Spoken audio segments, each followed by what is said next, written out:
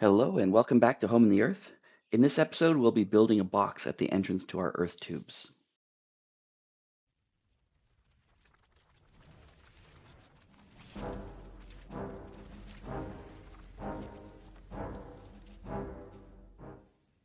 All right, let's start with a bit of a primer on earth tubes in general. Let me know in the comments if you want a more comprehensive overview. This is just a little bit. This illustration here represents an earth-sheltered home in a hill somewhere with some earth tubes that are connected up to it. The idea is that fresh air will enter these tubes, and it's a winter scene, so the air is cold, 0 Fahrenheit in this case. In the summer, you can imagine this air would be hot. The rest of it works similarly, except opposite directions. The air flows through this earth tube, exchanging energy with ground around it. So in this case, it's wintertime, so we've got warm energy is coming into this air as it comes into the house. In summer, the earth would be cool and energy would be leaving the air and actually charging the earth for the next winter. You probably already know that the earth is naturally cool if you've been in a basement or even dug a hole. In Michigan, it's about 55 degrees Fahrenheit where I live. But all the energy that's been exiting the house all summer and winter, including all the hot air that's been coming in the tubes from the season before, has warmed up this earth. Of course, it works even better if you have an insulation umbrella that can cover the house and really trap a bubble over here. In the area around the house, the earth temperature can go up quite significantly and approach the actual room temperature of the house. So as this air comes in, it collects this warmth, and by the time it enters the house, it's significantly warmer than when it entered the tube. And so that's energy you don't have to pay for. And then it flows through your house, gives you nice fresh air, and eventually exits. And we like to exit through the wet rooms, such as the kitchen or the bathroom exhaust fans, or via the solar chimney in summertime. So this is a one-way system. Now let's zoom in on the entrance to these earth tubes. Instead of just having tubes sticking out the side of the hill, it's generally a good idea to build a box to protect them. This is often called a dust settling box. The key elements are that it's a secure enclosure with an opening for air to enter, and the cross-sectional area of this opening must be considerably larger than the cross-sectional area of all the tubes. With a larger cross-sectional area, you have a much lower flow velocity, and this means that the flow can't carry leaves or dust or pollen. The slow-moving air drops most of its junk before even coming in the box, or once in the box, it'll drop it here before being sucked up these tubes. Of course, you still want some sort of filter to prevent any pollen or dust from getting up the tubes, and you'll want some sort of metal screen to prevent critters from exploring the tubes. And there's a drain on the floor to deal with any condensate or water that comes back out of the tubes or somehow blows in the openings here. And if you want to get fancy, you can put up some baffles. These create a serpentine path for the air, and this serpentine path is even better at getting the air to drop its dust so it doesn't get sucked into your house. Here's an AI rendering of what I was originally thinking. Well, it's as close as AI can get from a basic prompt. Actually, I originally also planned for this to be sticking up out of the earth by a couple feet so the roof would be accessible and I could have a hatch to access this filter, similar to how you access a furnace filter in your furnace at home. Then my wife had this great idea to make it look like a Hobbit home. Instead of just an industrial block on our property, it'll look like an actual Hobbit home with a nice round door and some windows and a chimney and, kind of make it look very interesting. Of course, I love this idea. I hadn't really thought about making this look really interesting. It's just a utility thing at the bottom of the hill, but it does ripple some changes. For instance, if I'm burying it, I can't have an access hatch on the roof. So that means I need to come in through this door to change the filter. And if that happens, I can't have these baffles. I'm not sure how important they would have been anyway. Maybe I could make them out of curtains. I was thinking I could put in like a shower rod here and hang one, and maybe a shower rod up here with some holes to let the air flow around like this. So there's ways to get around it, but this is the basic idea, and then you'll see our modifications and what we're going to build. But the basic idea is air comes in, slows down, drops its dust, passes through a screen, passes through a filter, and then gets sucked up the tube to the house. This video will show the first part of building that box. We'll save this final decoration. This is what it looked like after we were done, making it look more like a Hobbit house. We'll save that for a second video. The house is up the hill. It's about 250 feet of pipe to the mechanical room, and the 4 tubes exit right here.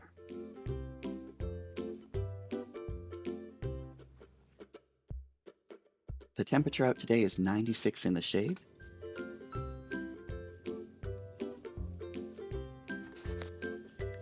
This is an 8-inch double wall HDPE pipe, and I covered the end in bug screen and wire mesh.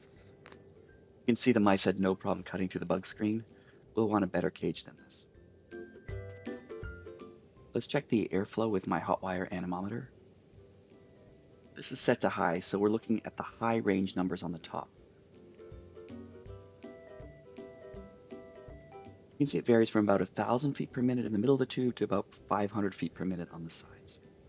The HVAC guys usually assume about 80% of whatever the center velocity is for that overall average, which would get us to about 260 cubic feet per minute, which exceeds the Michigan fresh air requirements for a whole house with this single pipe. In the mechanical room, you can see that I'm still setting things up. I only have one fan hooked up at the moment. The temperature probe is behind the fan in the duct, and it's showing incoming air at 66 degrees Fahrenheit or 19 Celsius.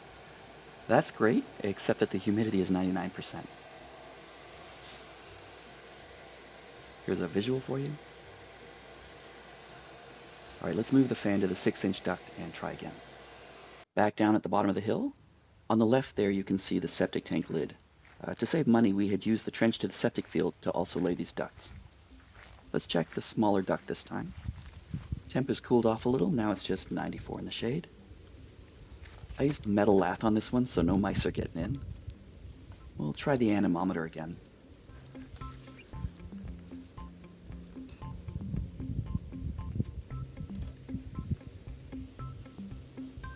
It's hardly registering, so we'll switch it to low.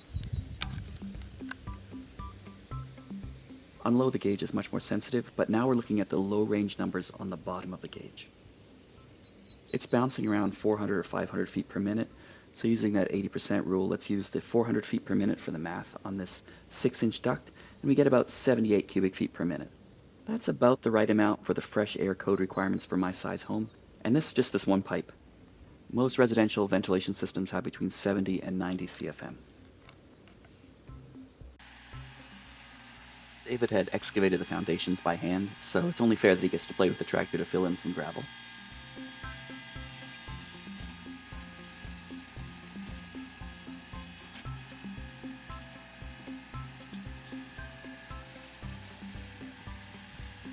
Then we leveled that out and tamped it, added a vapor barrier, and now we're stacking blocks.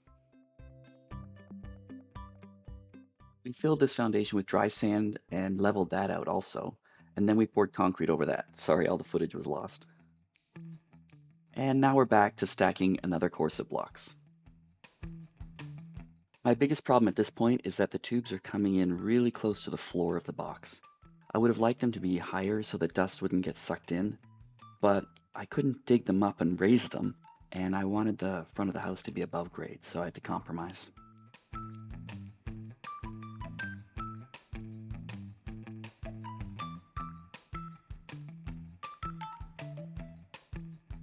You can see that I'm trying to wrangle those tubes to align with the block courses. Downslope for drainage is also important. Here I decided to add some Blue Max elastomeric waterproofing to these blocks, since they'll be buried soon. We didn't want water soaking through. Mounting the camera on the tractor vision, seemed like a fun idea at the time, sorry. I know it's hard to tell what's going on, but here we're actually adding layers of sand and landscaper's fabric around the structure. We're just getting that burial started. To let in more air, I'm creating windows on the side of the box. I'm using leftover HDPE tube scraps. The 3 12-inch diameter pipe slices will be used for windows, and the 8-inch elbow will be connected to a chimney-shaped inlet. Faux chimney, of course. We're just mortaring in these openings. And then we'll need one more layer of blocks above the windows.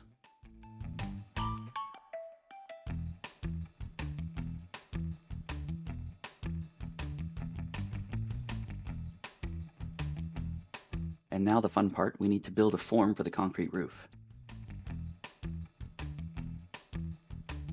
Stuffing the pink XPS in the blocks is more about saving concrete than insulating the box, but both are good.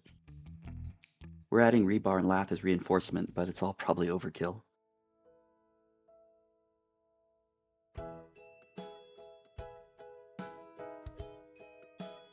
I got tired of lugging the buckets down the hills, so I delivered it with my truck.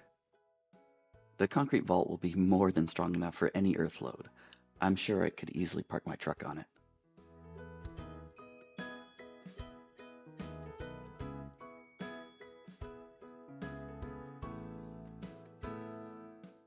Then we remove the form, it just drops right down. And now it's time to form the Hobbit door. Back to using rigid insulation and lath.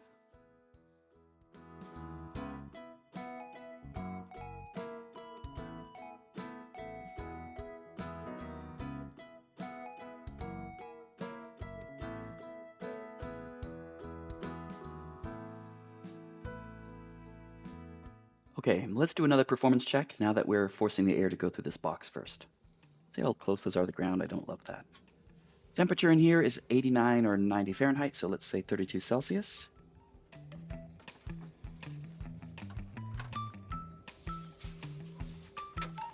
Let's move the lath out the way.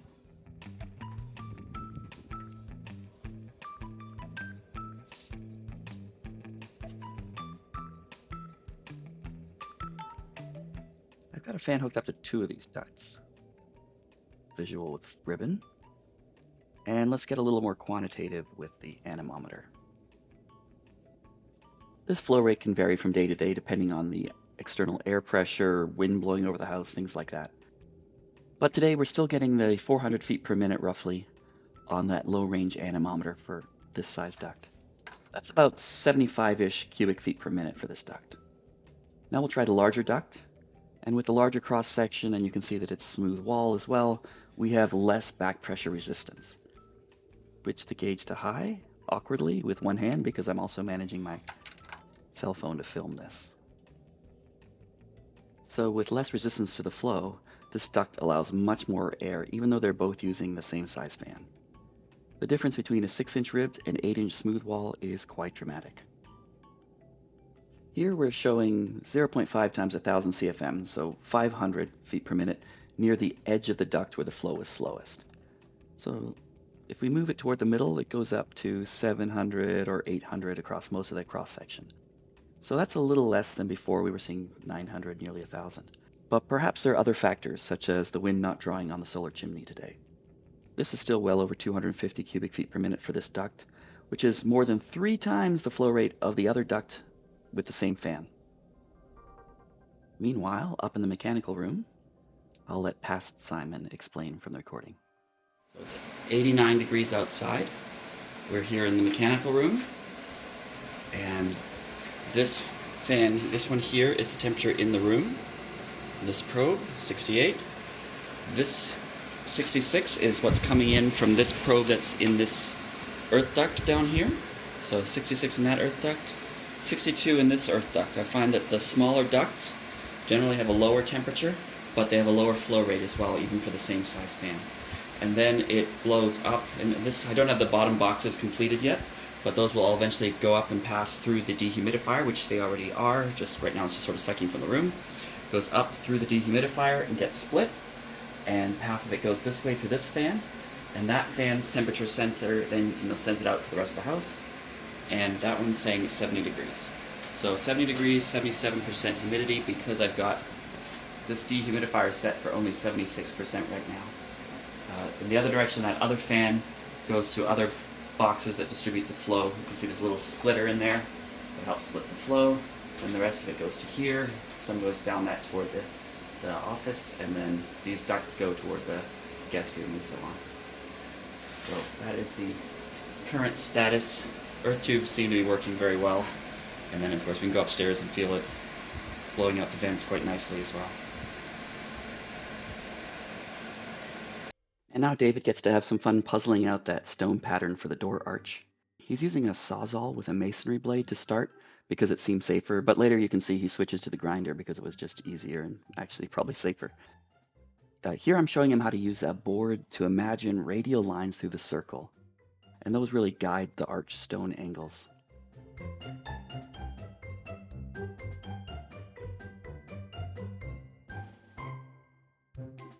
And once he had the stones cut and ready, we drove the whole assembly down to the Hobbit house to add them to the wall. For these applications, I use a mixture of 90% mortar and 10% thin set. It's a little bit stickier and it works really well for these applications. Those top stones were sliding a little, so I added some screws to help them hang on to. Eventually, when I have time for the sillier things in this build, I'll come back and put on that round door and other features, but that'll be a separate video.